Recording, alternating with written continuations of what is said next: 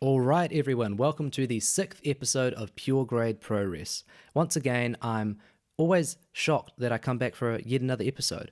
I was recently listening to the Voices of Wrestling flagship podcast, and Joe Lanza made an offhand comment, sort of disparaging podcasts, like wrestling-related podcasts, specifically New Japan-related ones that like end after like 8 episodes. So in my mind, that's like the barrier. It's like, 8 episodes. If I can break 8 episodes, then that's going to be that's the bit where it's like, yep, okay, pure grade pro wrestling. It isn't just like a little stupid vanity project. It's actually going to continue on past here. So today I'm going to be reviewing. This was actually meant to come out a few days ago. Sorry, I just got caught up with personal stuff and a bit of work. This is a review of the Wrestle-1 January 5th show, headlined by Shotaro Ashino defending the Wrestle-1 title against T-Hawk. I'm not going to do any extended, 5-minute long housekeeping entry. We're just going to go right into it, okay? I hope you guys are ready. Let's go right into the review. Now, I guess I just lied before when I said we're going to get right into the review. I am still going to be talking about the show, but not just about the matches, because I just want to have a little overlook of the show. So, obviously, one thing to point out is that Wrestle-1's attendance, at least in Korakuen shows, from what I've seen, doing my research on the shows listed on Cage Match, they have been increasing in attendance ever since the Strong Hearts invasion angle. So I was looking at it, and from like in 2017 and 2018, excluding big events such as the final of the Wrestle-1 Grand Prix and some other tournaments, their Korakuen shows would usually draw about 700 to 900. But then ever since the Strong Hearts invasion, they were getting maybe minimum 900, but even then reaching way above 1,000. Obviously, they had their bigger numbers with like the Grand Prix where they got, I think, like 1,500, so 1,500. But with Strong Hearts, this angle is definitely helping out. And it makes sense because, this is one of the few promotions alongside DDT where you can now see a bunch of the Dragon Gate stars. So that makes sense. So, yeah, that's pretty cool. At the start of this, we got a greeting from Muto. Obviously, I don't think it's surprising because I don't think New Japan actually does this, which is funny because they're the biggest promotion in Japan. But all of the wrestling promotions in Japan, for like their first big show of the year, at least if it's in a Korakuen, I'm not sure if they just do it anywhere, but always in the Korakuens, they always have like their entire roster, excluding the heels for obvious reasons, come out in, very formal tracksuits. And then the, I guess, owner or locker room locker room leader, he sort of comes out and gives thank you everyone for coming out, blah, blah, blah, and so we got Muto to do that. That was pretty cool. Also in this opening of the show, we got a shuffle draw for the tag match. So there was I believe it was an 8-man tag match, and we had obviously 8 Wrestle-1 wrestlers, and they were pulling out balls like red or blue. I think they were balls at least, and they were pulling them out to decide on a team. And I don't know if that's worked or not. Maybe that is just genuinely like a little fun thing because, well, look, I'll talk about that when we get to this match. Anyways, let's start off the show finally. The first match was between rookie Ryuji Hijikata versus Ryuki Honda. So Ryuji versus Ryuki. So this was pretty good. We had rookie Honda. He was showing a lot of passion. He must have had some friends or family in the audience because whenever he would get a big hope spot or whenever he'd pull off a big move, and I'm using big in air quotes because it'll be whenever he'd pull off a big forearm or a drop kick or whatever, the crowd, a certain section of the crowd would erupt, and it's okay, yeah, he's definitely invited his friends from high school over here. I think I feel like this guy was 19 maybe. Either way, he looked young. But yeah, Hijaka what's his name? Hijikata. This is one of the more difficult Japanese names I've seen. Hijikata. Okay, Hijikata, he bullied him a bunch with, strikes and holds. Honda started a slap fight at one point, sort of being oh yeah, you're the veteran, but I'm not going to let you get the better of me. But Hijikata ended it, So Honda started it. This veteran, he ended it. Then we got a Fisherman Buster from Hijikata for the win. I'm still not used to that name. Hijikata. Hijikata? Whatever. Anyways, he had a Fisherman Buster for the win. This was a fine match, 2 stars. What can you really expect from the rookie matches? The one thing that really made this interesting was honestly just the audience, that section of fans that must have been his friends and family. Because, it's cute. It's oh yeah, this guy, he's just starting his wrestling journey. His loved ones are here. They're supporting him. I wonder if they know it's a work, Nah, they know it's a work. But imagine if they didn't. Anyways, next match. This was between Hajime and Masayuki Mitomi versus Shota Nakagawa and Takumi Baba. In my notes, because I'm unfamiliar with all of these wrestlers, even though I did watch a few of the Wrestle-1 shows leading up to this, I had to make a little key, how I could identify the wrestlers. So for Hajime, I've written, I identified him by the parting in his middle hair. For Mitomi, I identified him by the red stripe, which was confusing because then there was also Nakagawa, the next guy, who I wrote that I identified by his fringe, but he also had some red coloring in his hair. So that was confusing. Wrestle-1, if you're going to put 2 guys with sort of similar hairstyles hairstyles and similar hair color scheme, like, think twice about that because it's confusing for stupid people like me, okay? And then there was Baba, who I just identified as having generic gray hair. He was the easiest one to identify. So, yeah, this was fun. I believe that Baba and Hajime were rookies. I'm quite sure that Baba is. I feel like Hajime is one of the more, like, experienced rookies. I think I looked on his cage match, and I feel like he has, like, 4 years of experience, and I feel like Baba has, a bit less. Since half the wrestlers in this match were still rookies, this was going to be a rather unexceptional match, just like we got with the opener.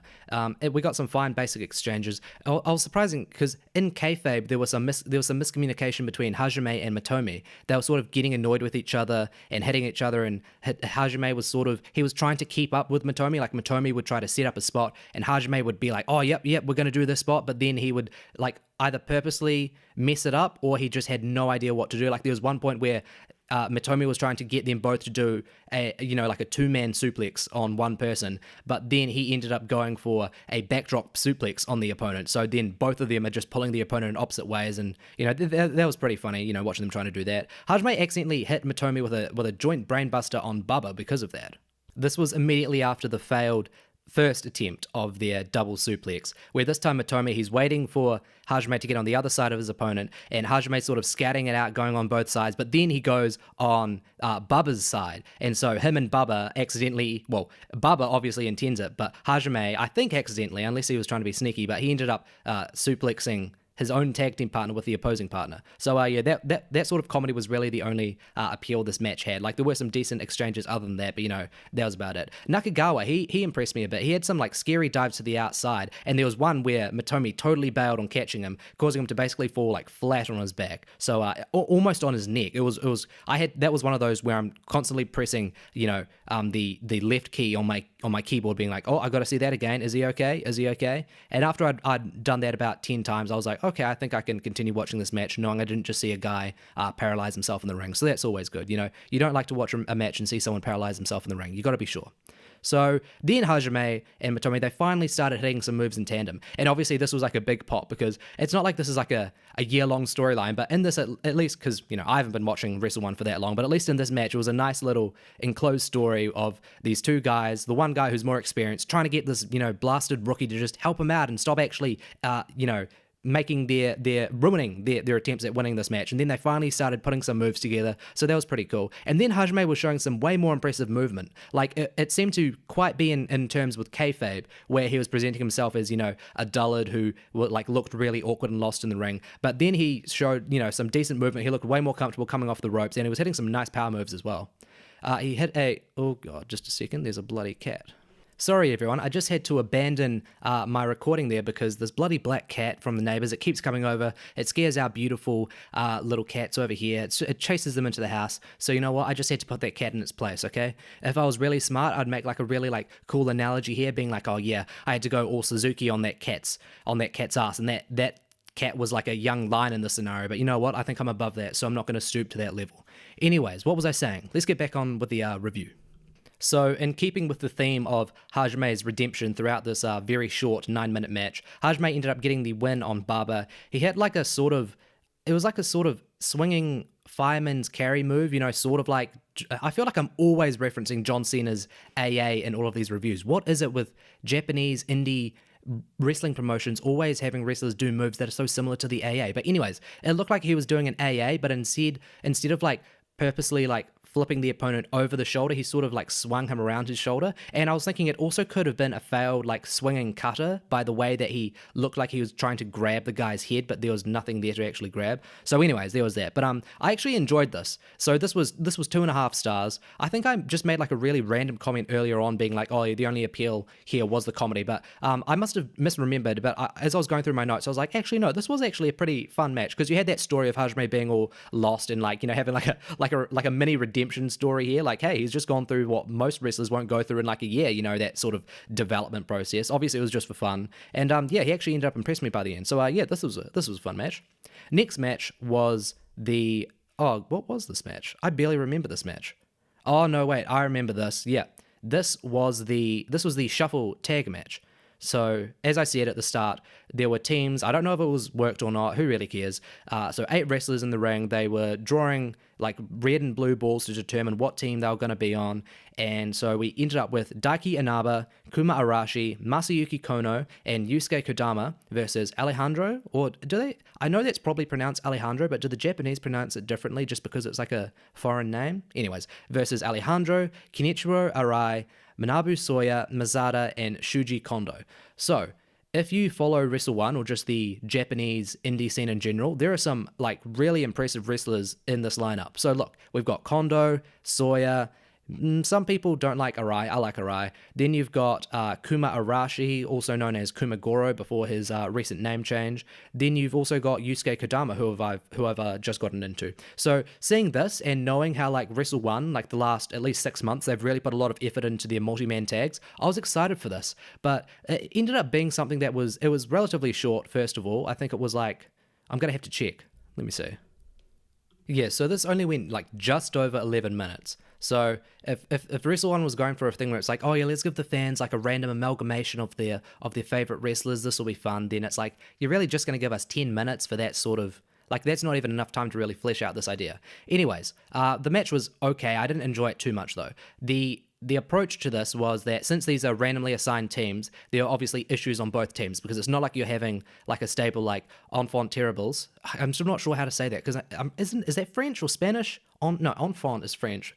Is it Enfant Terribles? Enfant Terribles? Who cares? You know, that stable versus Strong Hearts. You've got, you know, teams that are centered around like, you know, a few usual ideas and based off of actual friendships. Here you've got random people messed up. So obviously there are issues right from the start. First of all, Kenichiro Arai, when he was in, also known as Araken, no one wanted to tag him, and that was sort of a joke. And there was also, I believe this guy's name, I forgot to mention him here because he wasn't included on the cage match listings when I copy and pasted this into my notes. So damn you, cage match. Why can't you fucking be better? I'm going to go fucking start using Grapple, okay? Everyone, all the people shilling this on podcasts, they've convinced me. I'm going to go over to Grapple. No, I'm kidding, cage match. I love you. I'll never abandon you for Grapple.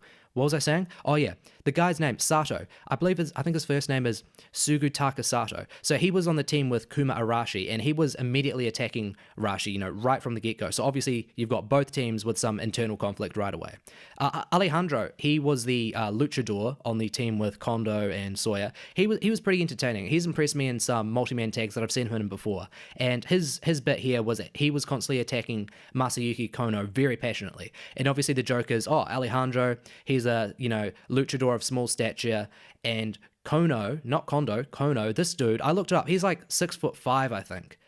I would fact check myself on that, but I'm confident enough to say that I'm pretty sure he's 6'5", and so there's that comedy. You got this little guy going up with this big guy. Oh, he's wailing on him, and you know Kono can never really get his hands on him. Oh, how hilarious is this? Another funny internal conflict sort of plot point they were trying to get across was that Soya, he was constantly waiting on the sides, like waiting for a tag or to execute a big move. Like there was one moment, I believe, where he was in the corner, like the opposite corner to his opponent who'd just been, you know, floored in the turnbuckle, and he's waiting to deliver a big lariat, and all of the members on his team are already wailing on this guy in the corner, but then he never gets his, you know, he gets totally blue balled. He's been waiting, and the crowd, they love Soya, and they're waiting for him to finally, as the final man, like the fifth man on his team, to finally unleash a big lariat. But then they just totally blue ball us. He doesn't get it. He sort of just, but it's really weird because they didn't execute these spots very well. Like there was no real comedic element to them. It was sort of just confusing because he sort of just walked out awkwardly, and it genuinely just looked like a total botch, as if the other four members of Sawyer's team totally forgot to like actually make room and give time to Sawyer's spot. But then as the match progressed, I realized, oh, this was actually a gimmick they were purposely trying to put into this match, because then there were moments where Sawyer was like really like getting energetically, like putting his hand out and being like, come on dudes, give me a tag. But then like, and the crowd would get into it, but then he wouldn't get the tag, and that was disappointing. Like if you're gonna have like Sawyer, he's like a great, like not like a monster, but you know, he's like a great like powerhouse wrestler when he's like on pace. So I was actually just genuinely waiting for him to get in the ring and cause some shit. And it's like, okay, you want to do these comedy bits with him where he doesn't, like the joke is he doesn't get in the ring, that's fine, but I'd enjoy it way more if I actually just saw Sawyer being Sawyer, not being a joke to the rest of his team. What was really disappointing for me was that one of my favorite Wrestle-1 wrestlers, Kuma Arashi, he ended up being the one to get pinned, and it was in very disappointing fashion, because obviously I've already mentioned how Sato, the same guy on Kuma Arashi's team, he had been going off at him earlier in the match. So, and again, I haven't been following Wrestle-1 too closely, but I can tell by context that obviously there's some history between these two. They wouldn't just randomly start facing each other, unless I guess the gimmick is that Sato is just like stupid or crazy. maybe that's what I'm missing. But I think the idea is that they've got some history there, and that's sort of boiling over in this match where they're forced to tag team together. Sorry, team together or tag together, not tag team together. That sounds silly. I'll work on that. Anyways, there was a moment where Alejandro, he gets a sunset flip attempt on Kuma. And obviously, again, the joke is, oh, Alejandro, he's a small luchador. Kuma's a bit of a big boy. He's a thick lad. He's not going to be able to pull him down for the pin. But then Sato, before in the match, he'd just been sort of throwing random little strikes at Kuma as his way of getting at him. But then this time he had a big lariat. And it didn't really look like Kuma took the full brunt of it. But, it's wrestling. You got to believe it. So Kuma falls down. And then Alejandro gets the sunset flip roll-up pin, and that was disappointing.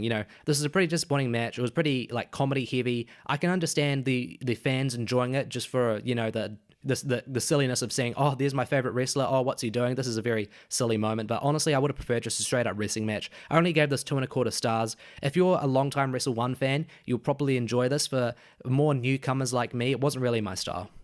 The next match was between Tajiri and I believe he's a Wrestle-1 rookie who's recently taken on a luchador gimmick. His name, I believe, is Pegas. I'm not sure how to pronounce this. Pegaso Illuminor, I believe. Let me check. Let me check my notes. Yeah, Pegaso Illuminor. So it's annoying because I was trying to look up data on him, but he doesn't have any info on Cage Match, and so I was like, okay, if Cage Match haven't done the hard work trying to find out info about this guy, I guess I'll drudge through a Japanese site, Wrestle-1's official Japanese site, trying to find info on this guy. And so I go to his character page, and there's nothing about him. So I don't know. Even when you have a gimmicked wrestler, like a luchador, usually promotions will still give some information about them, their height or their credentials or their age. So I feel like maybe this is sort of their version of an excursion for this guy, giving this guy, instead of sending him to Mexico or the UK or the US to develop his skills, they're trying to give him a certain character to work, which I think is actually smart. That's actually something I could get behind in a lot of promotions. Instead of sending a guy away for a year or 2 years and having the fans sort of lose interest in them, at least for a bit, although you do sort of make the heart grow fonder while they're gone, but I think that's nice. You get them to work a certain character. It's okay, you're going to work heel for 6 months under this character. That's a cool idea. Anyways, I was getting way too into this. This is Tajiri versus Pegaso Illumina, and from the few little bits I've seen of Illumina, he's pretty fun. It's obvious that he's still quite green, so he must have been a rookie who's only just graduated. Obviously, since he doesn't have a cage match profile, I'm going to assume he probably hasn't been wrestling as this character for too long, but he also has some pretty sick moves, some sick high flying aerial moves to him, but he's also known to botch quite a bit. And obviously Tajiri, everyone knows Tajiri, mostly known for his WWE time. He's been everywhere at the start of this year. I've already seen him in some All Japan and Big Japan, and I was surprised to see him also here in Wrestle-1. So, but that's always nice. Again, I mentioned this in my Big Japan review where he was also there, where I said I really like Tajiri's style, especially now. Obviously I liked his style back in the early 2000s in WWE, but I also like his style now, where the idea is that he's the sneaky, sly, calm and collected veteran who can just easily out. He's usually partnered with the younger wrestlers. He's not working fellow 40-year-olds. He's working the guys who have in their low, their early 20s, early 20s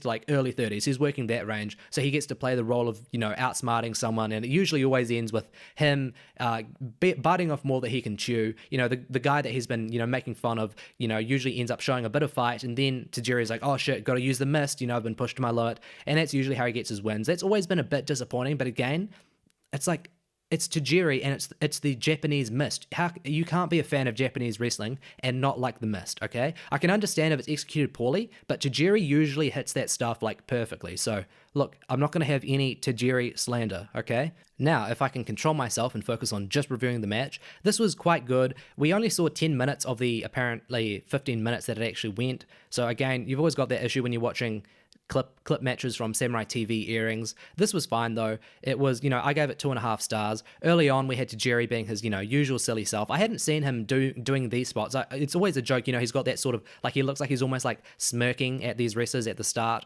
And, it's oh, you're going to get trademarked Tajiri goofing around. And, he offers a handshake, and then he went and he was inspecting the ring, being oh yeah, sturdy mat. Oh yeah, let me check the rope. So that was pretty funny. And again, as I've said, for his usual approach in these modern day matches, matches. He was calm and collected, just totally in control at the start, working over the younger guy. Pegaso, do I call him Pegaso or Illumina? Usually with another quick little aside, I promise I'll probably review this match very soon. With wrestlers, when I'm trying to decide between calling them by their first name or their last name, I usually go with what's more iconic. Like with Jumbo Tsuruta, I know that Tsuruta is iconic, but Jumbo, I just feel like that's more, like when you hear Jumbo, you know who Jumbo Tsuruta is, but when you hear Tsuruta, I feel like there are probably more Tsurutas because, it's the nickname. But with like Okada, obviously Okada is like iconic, or Tanahashi, but then there's also like wrestlers like Kotaro Suzuki who, if you've been following the show, in which case, hey, shout out to you for following the show. Kotaro, I call him Kotaro because, the Suzuki in my heart is obviously Minoru Suzuki. What was my point here? Oh yeah, Pegaso, Illumina. Those are both two standout names. I feel like Pegaso is a cooler name. They shouldn't call him Pegaso Illumina. Just call him Pegaso. That's a way cooler name for a high flyer because, you hear Pegaso, you think, oh, Pegasus. But then they've got Pegaso Illumina. It's just, you go from an O to an R sound from the first name to the... Anyways, let me go off this. So, this was fine. Illumina, he got dominated for ages. He finally started firing back. He ended up bringing out some more like agility and high flying moves. That was pretty cool. There was sadly one noticeable botch when he came off the ropes. That was a bit awkward. Tajiri sort of had to like sell that he'd been hit, even though it was clear that he was like, oh shit. In my 5,000 years of experience, if this was back in the old days, we wouldn't have sold this. We would have kept kayfabe alive. That's my artist rendition of what Tajiri was thinking in that moment.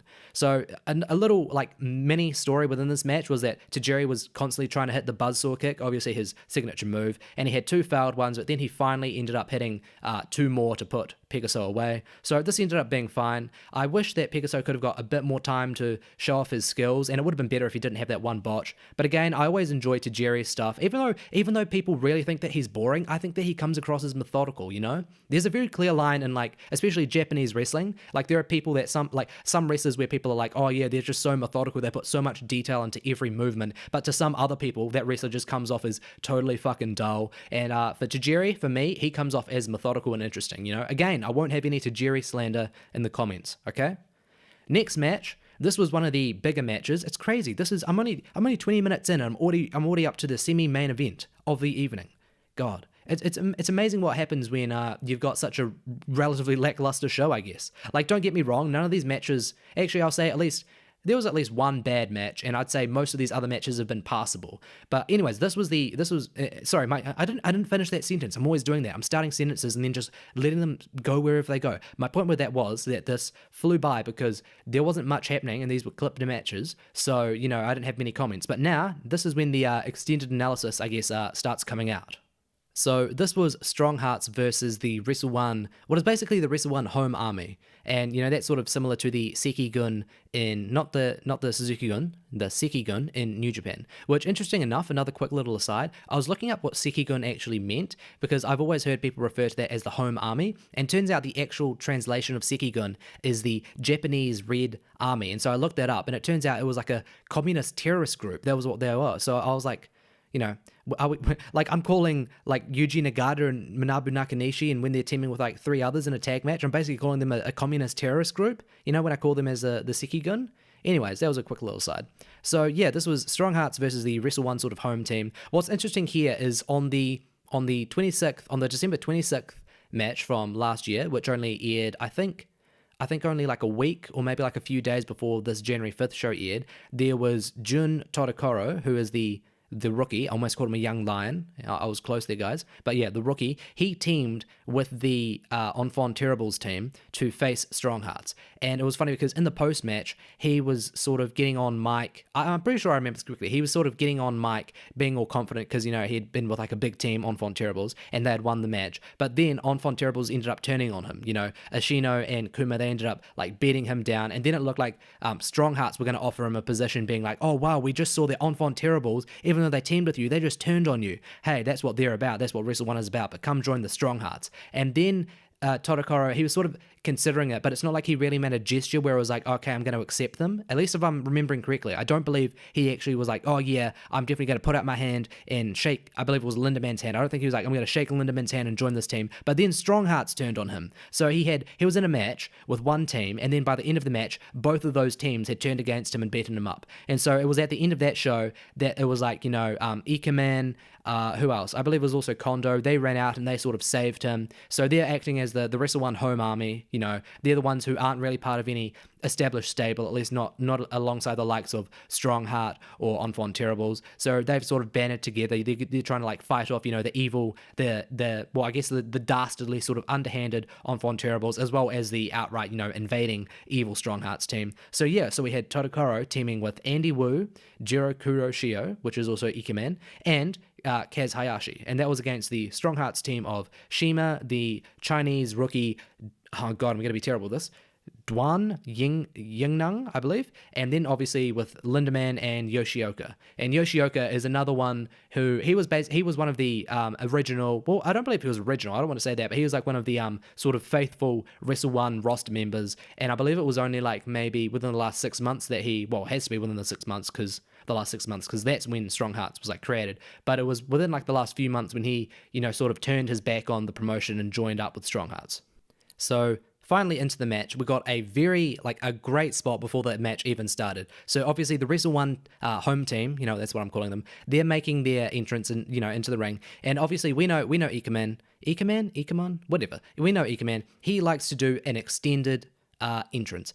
He dances around, he's smiling to the crowd, he's waving his, fruit. I believe it's like fruit themed, isn't it? He's waving his fruit themed jacket around to the crowd. They're loving it. He's loving it. He tricks getting into the ring. He goes to jump into the ring over the ropes, only to jump onto the other side of the apron and then make another sort of like gallop around the ring. And so he was doing this for a while. And in kayfabe, my like little idea is that Strong Hearts were getting really annoyed with this, but so anyways, while Ikemen is in the stands, he's going all the way up in the Kurikan stands, celebrating with the fans, who's standing all over the couches, the seats, and the crowd's, all like basking to get him, reaching their hands out, just, wanting to give this, this happy-go-lucky dude, just give him a high five, let him know, hey, we believe in you. And then while he's celebrating, Strong Hearts just bum rush him, and he's totally terrified. I first saw this in a GIF, and it's Ikemen with his trademark smile, just so happy to be here, so happy to be in Wrestle-1, and then you see the shock and horror in his face, as I think it's T-Hawk and Lindemann who first rush him and just attack him, and the crowd, they're obviously they love Ikemen, so they're not happy to see this, but they also in their hearts they know that this is a very funny spot. So I really enjoyed that. So from that, obviously, since Ikemen was attacked out in the stands, this led to the opening few minutes of this match being a arena brawl. And if you've been following the show for a bit, well, this isn't even a unique opinion. Sorry, did I say unique? Yeah. Sorry, I thought how unique New York, and sometimes you get. Anyways, this isn't a unique opinion. I still feel like I'm saying that weirdly. Anyways, I'm gonna say it for. Anyways, this isn't a unique thought that arena brawls are really, really annoying, especially when it's the heel stable who's doing it, because they don't really put in a lot of effort. Luckily, this wasn't like a big focus of the match. We very quickly returned to the ring, so then we went back and we got more focus there, as opposed to everyone just sort of throwing each other sort of listlessly into the barricades and using chairs to grind them into each other's heads. They're not really about that. So then we got what we usually get best from Strong Hearts, as well as the rest of the general Wrestle-1 roster, which is lots of constant tags and run-ins. The Chinese guy, I always get them confused. I know there's one who's the other one, and I feel maybe there's 3 Chinese members of Strong Hearts. I know there's at least 2. There's Yingnan, which this guy, I don't even know if that's how it's pronounced. It might be butchering that. But there's also the one who I believe I hear the Japanese commentators called what sounds like Ginger, but I've seen the name and it's sort of like Yindia, I believe, but they call him Ginger, so I'm happy to call him Ginger. That sounds way more easily translated and translatable into English. What am I trying to say? That sounds more, that's an English word. Ginger is an English word. If you look at it, it's probably like a French word or something that the English just adapted. But anyways, what was my point here? Oh yeah. So all of the Chinese members of Strong Hearts have always been, they've always been obviously very green and new to the sort of, the little details of wrestling, but their actual acrobatics and athleticism has always been top notch, and that was no difference here with Yingnan. He pulled off some pretty crazy stunts. There was an amazing move. You probably, if you're active on sort of indie pro res on like the indie pro committee, as if there's like a fucking like council and a government and like, anyways, there's like a whole apparatus of like the indie pro res community on Twitter. But if you're a part of the sorry, I always go on these little fucking tangents. If you're part of the like sort of indie pro res community, what was I meant to say, on Twitter, you would have seen this awesome gif where this Chinese dude Yingnan, he does a dive, like someone sort of ducks down, or he does like a full like somersault right over them, and he goes right into, like, he doesn't even roll all the way forward. He just holds himself into like a kip up position, and then right from this roll does the kip up. Insane athleticism to pull that shit off. And these guys are always really skinny but incredibly ripped. And just flips galore. These guys are crazy. I can't wait to see them when they've got like 4 years experience. They're going to be insane. Another thing that people don't really consider is with IKEMEN, they always sort of think, like, they've seen him mostly from, like, I think popular GIFs or like little clips of him being silly in like DDT. So they think that he is only a comedy wrestler. And that's what I love about IKEMEN, because he does comedy so well. But then when you actually get him to wrestle, he is also a really decent wrestler as well. Like, he also has some really like impressive athleticism and general acrobatics. He can pull off some high flying moves. He can do some decent strikes. He has like his own unique style where he lets out like a little like ha sort of thing when he hits like a flurry of strikes over and over, and he grabs his jacket at the same time. He grabs like the inner like bottom part of his jacket, and he holds that as he strikes someone in the face. He's just decent, so it's always sort of jarring, but in a good way, when you see him going from like this guy who refuses to get in the ring for like 5 minutes and is just prancing around the crowd smiling like an idiot, and then you see him actually pulling off like some like decent wrestling exchanges and having decent chemistry with everyone. It's like, weird. I was raised to believe that if you were a comedy wrestler, it was because you actually couldn't wrestle, but the company felt bad for you, so they still wanted to give you a spot in the show. But I guess that's not the case here. There was also one really odd, like very jarring but very funny moment where on the outside, like there's some action going on in the ring, but then the camera cuts to IKEMEN on the outside, and he's very angry, and you can't see what he's holding, but then the camera comes to the side, and you see that in his right hand, he's brandishing a knife. And he's like sort of holding it very threateningly towards Shima. And I was thinking, is that the exact same knife that Masashi Takeda was holding and using on those Big Japan shows all throughout, at Korakuen Hall all throughout January? But that was a very funny moment, going from this happy-go-lucky dude, and then you see, there's the other side of him, he can wrestle. And then he's like about to commit, straight up murder, bodily harm or whatever. That was pretty funny.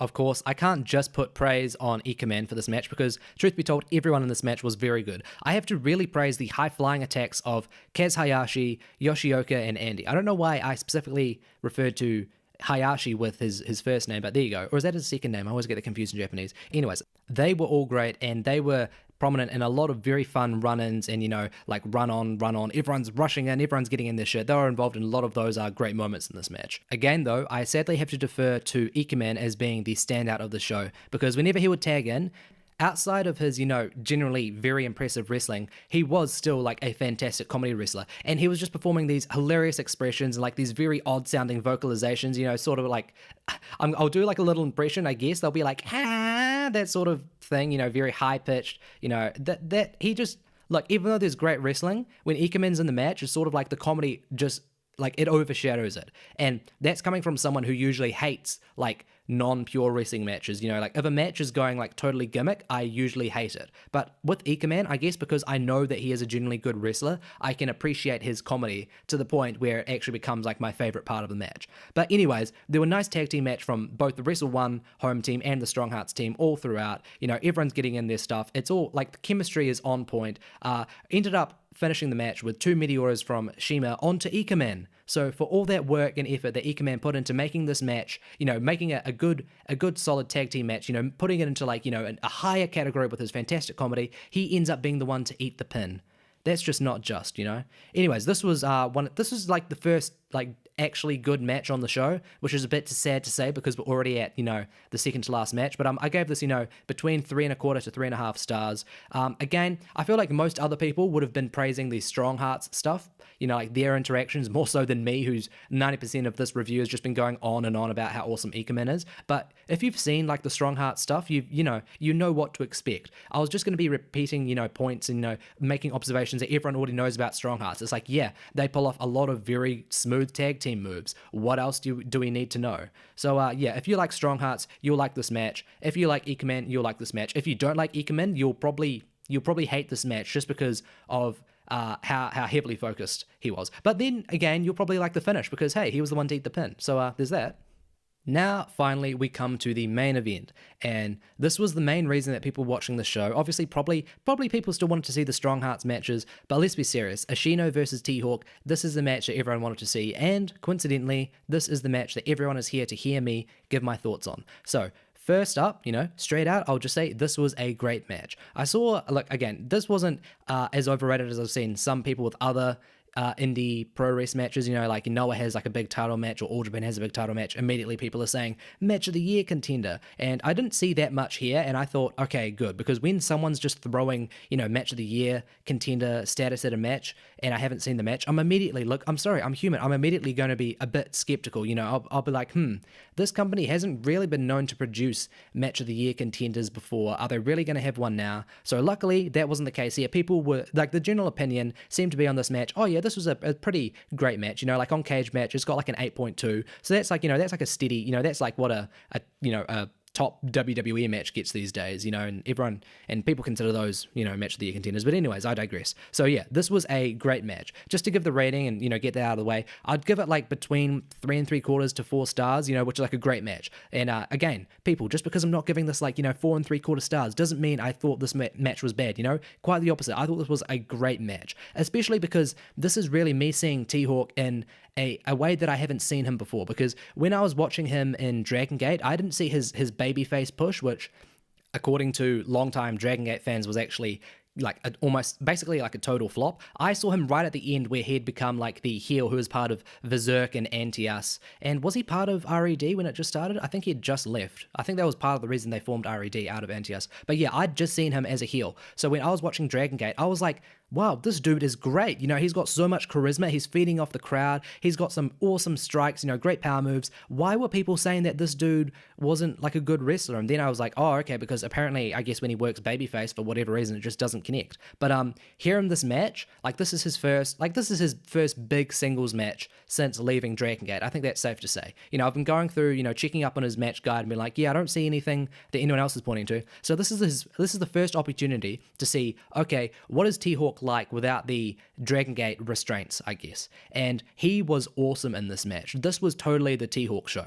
And that's big because every Ashino main event, at least title match that I've seen, he has always been the star. But he's not someone who's like big on charisma. He really is someone whose technique is just down to a T, where like that's what draws you in. Like obviously he still has character to him, but I don't think he has as much character as T-Hawk showed here. And what I found really interesting was because like the match started out and they're going in there grappling, 50-50 grappling, haha, Lewis is going to make a joke about it. No, I'm not, because right after that, that cute little opening, we go right into the strike exchanges. So obviously T-Hawk's trademark strike, all wrestlers have like a trademark strike, some people had like the open palm strikes to the face, some have the forearms or the elbows.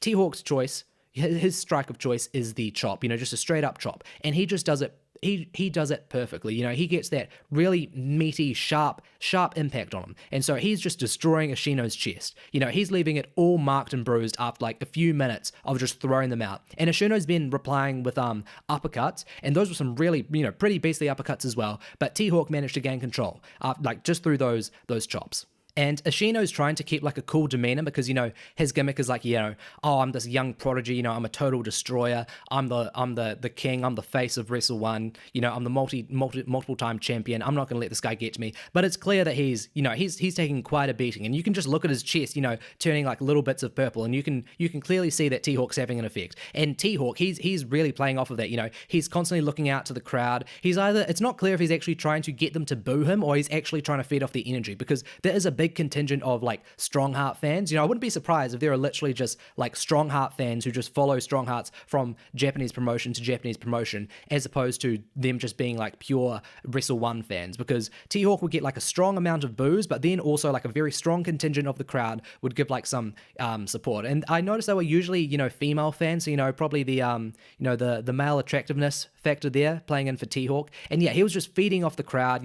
He was really having like a getting really up himself, being big big bravado. But then, so like after this, sorry, so many thoughts I'm trying to get out. So I thought because of this, that the story here was going to be T-Hawk, being the heel, being the invader in the home promotion. He was going to work over the home hero, Ashino, for the majority of the match, and then Ashino was just going to have basically a Superman comeback at the end and get the win. That's what I assumed. But then they immediately rid me of that fear, because right away Ashino goes about working over T-Hawk's leg. And what do we know about Ashino? He targets the leg because he has a beastly ankle lock. When he locks this ankle lock on, even if you kick him and you roll all over the place, you're not going to be able to break that. So I really like this because, first of all, it got rid of my worry that we're just going to have a very basic structure of, heel dominates for 90% of the time, then the final 10%, the babyface has a magnificent comeback and gets the win. That would have been boring, but immediately the roles reverse. Then it's Ashino, who otherwise plays a very good heel. In this match, because he's up against the invader, I thought he'd just be the pure babyface. But then they sort of,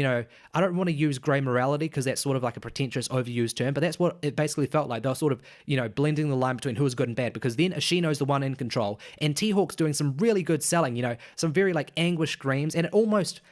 I use this word a lot, but it almost felt jarring seeing how dominant he was at the start, like big eyes, chest puffed up, being like, oh yeah, I'm destroying this guy, and then seeing him crying out in pain. But to me, it just showed the range of both wrestlers, because Ashino was selling well and T-Hawk was great in control, and then we see T-Hawk selling well and Ashino looks great in control. So we're seeing the range of both wrestlers, and I really enjoyed that factor. Ashino's approach from this point on was obviously just to work over the leg, because, he was getting destroyed with chops. He's like, okay, I'm going to have to take this guy down, at least so he can't get up to his feet to deliver those stiff strikes. So he starts working over that leg. There was a really cool moment where he's got a stretch muffler, which is, and when there are these like really weird moves with like odd names like stretch muffler, like what the hell does that mean? I like to just explain them. Some people are probably confused, being like, yeah, dude, I'm a wrestling fan. I've been watching this stuff for like a month. I think I know all the wrestling moves. Thank you very much. But guys, I'm just explaining it for those of us who, are more new to the product. So the stretch muffler is basically you get someone's leg, and where the leg bends behind like the actual knee, they put that, like the person puts it over their neck, and then with arms on both sides they sort of wrench it in. And it's funny because it would almost look like that's actually just going to contract around your own neck and like hurt you more there, but the idea is still you're basically doing like a calf splicer almost, except using your head as opposed to your leg to bend the calf against itself, as you would do in jiu-jitsu, I believe. But anyways, that was a really cool moment, because not just because he applied it, but he managed to lift T-Hawk all the way up. So he lifted him right up in the air.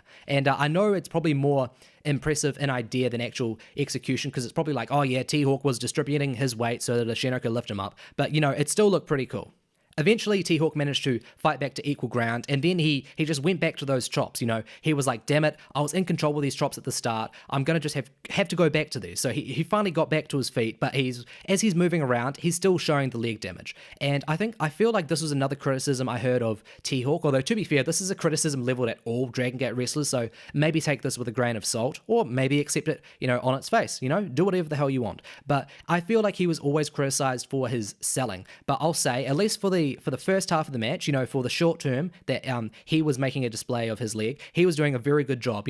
He's limping around, he's gesturing towards the leg, he's scrunching up his face. He's making it clear that the work that Ashino did was not totally forgotten. It was having a long-lasting, or at least short-term, I won't say long-term because I'll explain that, but it was having a short-term lasting effect on him that was really wearing him down. And, even though he managed to get his chops back, started, throwing those chops out, bam, bam, right into Ashino's chest, even though he had that, it was that work that Ashino did that was, ensuring that T-Hawk couldn't return to the, totally dominant position that he had at the start of the match. There was a great showing of exhaustion and desperation from both men in the entire second half, and especially in the actual finishing stretch itself, or at least the final few minutes, including the finishing stretch. There was a really cool moment where T-Hawk, he had his grip around Ashino, but then Ashino managed to wriggle out and out of nowhere just applied that ankle lock. And then, in a really sort of cool callback moment, Shima, he got up on the apron and he was really panicking, and the camera caught him clearly in the side as he's watching, his boy, the ace of his Strong Hearts team,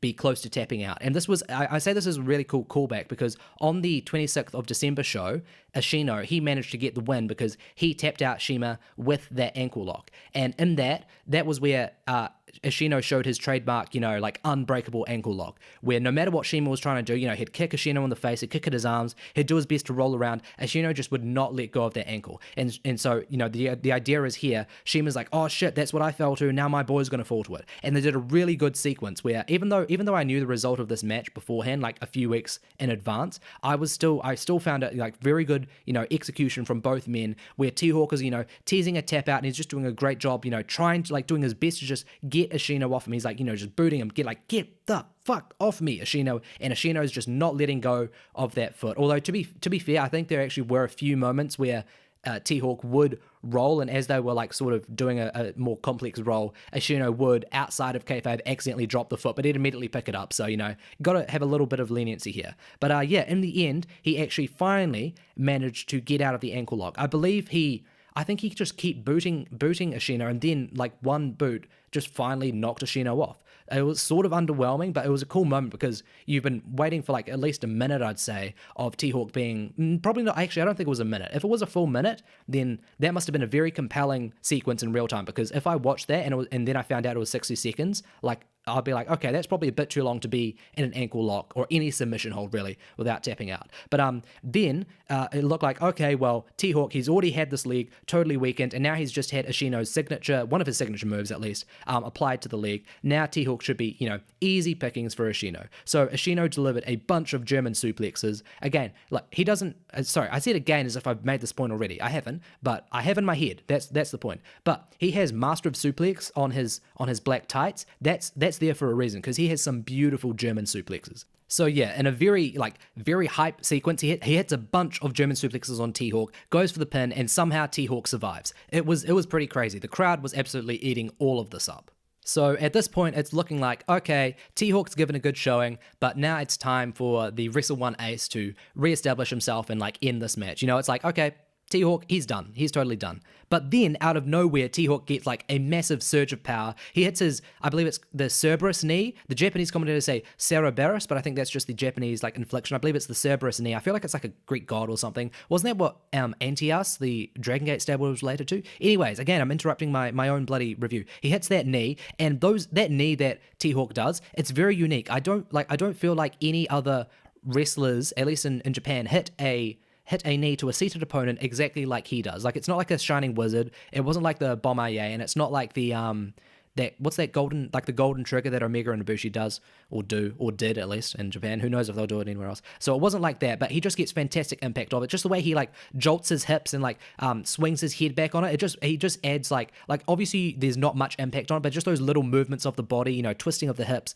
little jolt of the head, it just adds so much to the actual presentation of that move. So he hit that, and then he hit one of his finishing moves, the Night Ride. And I actually have this pulled up on one of the wrestling wiki pages. Again, my continued annoyance with fucking Wikipedia of removing the bloody wrestling moves. It's so annoying. So the Night Ride, I have to explain this. This is a reverse crucifix hold. So just think of that. You know the crucifix position. So then reverse that, and then it's dropped into a sit-out scoop slam pile driver. So that was a pretty cool move. And then I was like, holy shit. Like, I knew in my heart, I was like, okay, T-Hawk was just like getting worked over for 90% of the last like 5 minutes. This isn't going to be his sudden win. But just the way that Ashino timed getting his shoulder up, and like the way the ref, got his hand so close to the mat, that was a very good near fall. And again, that was actually one of those moments, but because I knew that in advance, I'd been spoiled, I knew that T-Hawk won. I was like, wait, like at the very last millisecond, like that 2.98, I'm like, yeah, this isn't going to end it. But then 2.99, I'm like, holy shit, this actually might end it. That's, if I could be as mathematically precise as that, that's the exact moment, that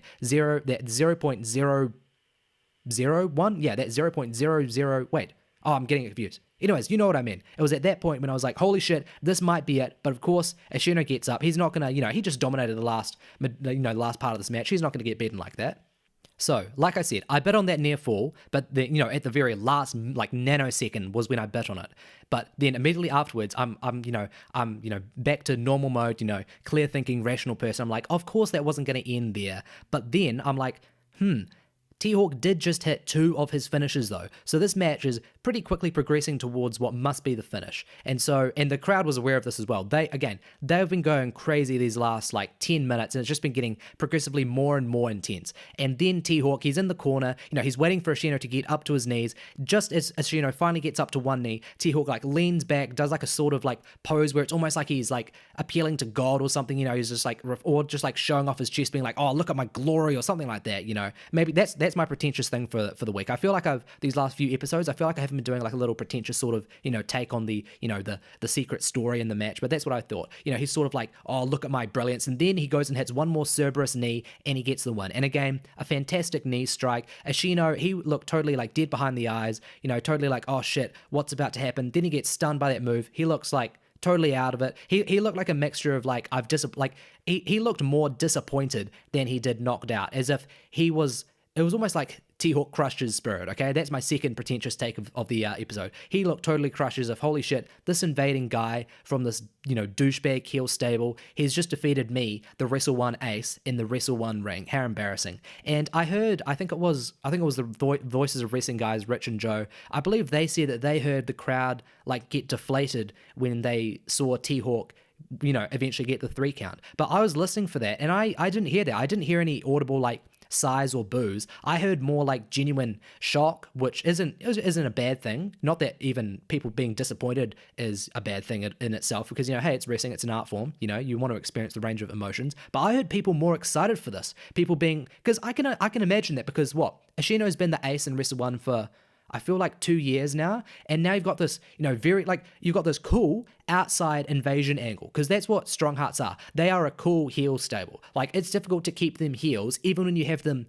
sort of screwing over the Wrestle-1 fan favorite wrestlers and, being dicks. It's difficult because they're so amazingly, immensely talented, and they just have charisma oozing out of them. Like Lindemann, I didn't think much of him in Dragon Gate. I thought he was a good wrestler, but as a character, I wasn't that interested in him. But here, when he's finally got rid of that stupid, face paint, he's awesome. Shima was always awesome, and T-Hawk, he is just flourishing here.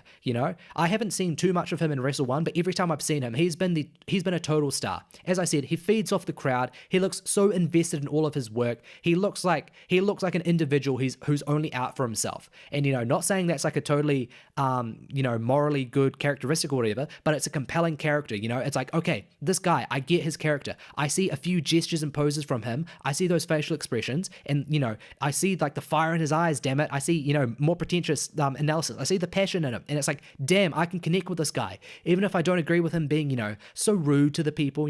Why you got to invade people? I don't agree with that, but it's like, damn it, this guy, he's out for himself. You got to be like that. You got to be egotistical. You got to be out for himself. And again, I'm just continuing with the pretension, but you know what? T-Hawk is fucking awesome. Before I was like, okay, this is a guy who's a good wrestler, but people have always told me that he's actually a bad wrestler because of his Dragon Gate push, so I'm going to be a bit cautious. But seeing his stuff in Wrestle-1, and now here, where he's been crowned the Wrestle-1 champion, I think this was awesome. So again, great match, gave it between 3 3/4 and 4 stars. If on a rematch, I might end up going 4 stars on this, because honestly, great match, just loved it. T-Hawk, welcome to Wrestle-1. I can't wait to see how your reign goes. So that brings me to the end of the review. I guess I'll just look forward to what I think is going to happen, or at least what I want to happen with T-Hawk. So in the post-match, there was like a big promo exchange between, I believe it was IKEMEN, and I think Shuji Kondo also came out, and then also obviously T-Hawk and Shima. And so what's been established is there's going to be a 4 versus 4 elimination tag match with Strong Hearts versus the Wrestle-1 home army. And so it's sort of confusing because the home army, the sort of what's it called, the makeshift stable of non-stable associated wrestlers on the Wrestle-1 roster, they actually lost their match earlier in the night to Enfant Terribles. So it's sort of like you lost this match, but now you're challenging the strongest stable who did win their match. That's sort of confusing, but there's probably going to be a very fun match.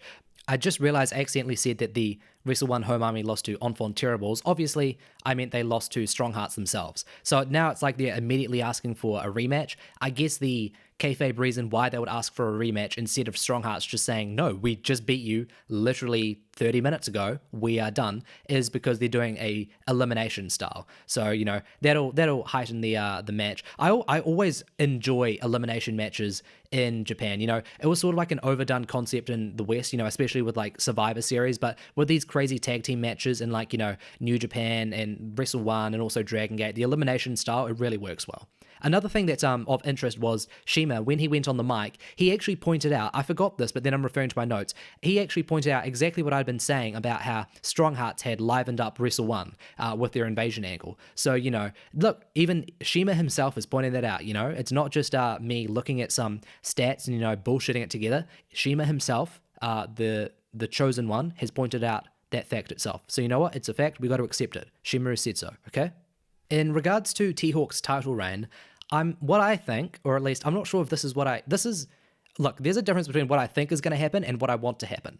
What I want to happen is, I want to keep Strong Hearts around, but the invasion angle, as we have seen in so many promotions, it can only last so long before it becomes a annoyance. You know, it annoys the long-term fans, and the new-term fans sort of, like, the new-term fans are more likely to stay around, but I don't think those numbers can adjust for the long-term fans who get annoyed with that stuff. And obviously, our favorite reference point is the Suzuki-gun invasion of Noah in 2015 throughout 2016. You know, overstayed its welcome. I don't think that's going to happen here because, look, Strong Hearts has way more diversity than Suzuki-gun. Like, in Suzuki-gun, who was good there, really? Like, it was pretty much just Suzuki himself, maybe Taichi if you enjoyed the sort of stuff he was doing back then. You know, maybe you enjoyed Killer Elite Squad, although they were always hit and miss for me. But with Strong Hearts, all of them are crazy hitters. You know, Shima, he's the long-time, amazing high flyer. Lindemann, he's a great little youngster. He's got some really impressive power for his size. He's very fun. Obviously, T-Hawk, amazing, oozing charisma, big powerhouse when he wants to be. Then you got the Chinese dudes, you know, crazy talented, even if they're green. I still don't know if the Western dudes, what are the names? Zach Wentz, I think, and another guy, I always forget them. I don't know if they're still a part of it, but they're crazy acrobatic as well. So I'm not too worried about the invasion angle lasting super long, but I do think that we should get the invasion itself over with. And I think the best way to do that is, you know, you have T-Hawk have a decent reign, and you build up to Ashino being, you know, the new ace of Wrestle-1. You build up to him eventually getting a title match with T-Hawk and winning it back. And I wouldn't be opposed to them doing like an early rematch earlier in the year, you know, maybe in like March or April. Ashino will come up to T-Hawk and he'll challenge him, and then maybe T-Hawk beats him once again, and then it's like, oh no, all is lost, this invading stable really is going to take over Wrestle-1, and then you can just build up to Ashino winning the Grand Prix for the second time in a row. Did he also win it in 2017? I know he definitely won it last year because he beat Koji Doi, and I watched that, and it was a pretty good match. So again, he can just win it there, and then he can earn a title match and defeat T-Hawk, and then that will be like just over a year of the Strong Hearts invasion angle. And that doesn't mean as soon as Ashino's beaten T-Hawk that you have to get rid of Strong Hearts, but you can just more easily, if they're willing, that is, you can more easily put them into having long-term roles in Wrestle-1. You know, who knows if that's what they want to do? Oh God, sorry, I just hit the mic. Who knows if that's what they want to do, because they've obviously got stuff that they're doing in DDT, and obviously there's the bloody All Elite Wrestling gimmick that they're going to be doing. Sorry, gimmick. Why did I say that? The All Elite Wrestling. That sounds derogatory when I call it a gimmick. They've got the All Elite Wrestling role that they're going to be playing. So we don't know how heavily they're going to feature. You know, are they going to be like full? Obviously not full-time roster members, but are they going to be appearing like every month? They're going to make those many frequent appearances in the US or the general Western sphere. So we don't know what's going to happen there. I would love for them to stay around. I think they're doing their best work here in Wrestle-1 because there are so many great Wrestle-1 other normal roster members that they work well with. Whether it's IKEMEN or Ashino or Kuma, I think they work really well with them. So yeah, and I don't want this to just be like, I don't want T-Hawk to have a massive long reign, although that probably would be cool. I do want this to build up to a story where that's what you want with the invasion angle. It builds up someone who's actually from the home roster.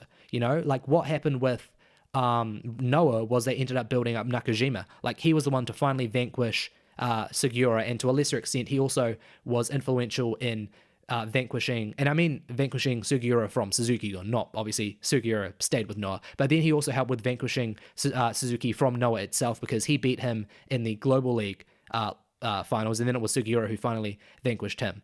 The issue there was obviously that Nakajima, the crowd just couldn't connect with him. So he was the one who was, pretty influential in finally getting rid of the invasion, but people just couldn't crowd around him. Audiences didn't really increase in size. And look what they're doing with him now. He's basically an on and off tag team champion. So you don't want to do that here. You want to have someone who you can really build the promotion around. And again, admittedly, I haven't been watching Wrestle-1 too long, but I feel like you have to just go back to Ashino. Surely he has to be the one, he's like the new age ace of the promotion. Surely he has to be the one to vanquish T-Hawk. Or what you could do, and I'm a fan of this idea, is you build up someone else who's sort of like going to be the competing, not necessarily the competing ace, but like the rival of the ace, And my vote for who that should be would be Kuma Arashi, also known as Kumagoro. It's annoying because when I first got into him, I was like, oh, okay, Kumagoro. But now it's Kuma Arashi, I've got to get used to the different name. I just call him Kuma.